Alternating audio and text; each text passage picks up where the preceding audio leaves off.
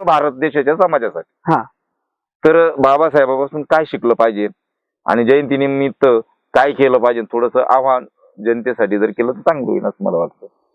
हा. डॉक्टर बाबासाहेब आंबेडकर हे काही आता मगाशीच आपण सांगितल्याप्रमाणे एका जातीचे, एका धर्माचे, एका पंथाचे अशा प्रकारचे नेते नव्हते. तर ते संपूर्ण भारताचे नेते होते. बरोबर. आता डॉक्टर बाबासाहेब आंबेडकरांच्या बाबतीत सांगायचं झालं तर जयंती जी आहे, जयंती उत्सव, जन्मोत्सव हा जो डॉक्टर बाबासाहेब आंबेडकरांचा साजरा केला जातो, तो वर्षातून एकदा जगामधला असा एकमेव महामानव आहे की त्याची जयंती ही 2 महिने जवळजवळ चालते. एप्रिल मे 2 महिने ही डॉक्टर बाबासाहेब आंबेडकरांची जयंती चालते. आता काही लोकांचा असा समज आहे जयंतीमध्ये नाचणं, डीजे लावणं, त्याच्या पुढे नाचणं, तर नाचायला काय हरकत नाही, कारण आपला आनंद आपण व्यक्त केला पाहिजे. डॉक्टर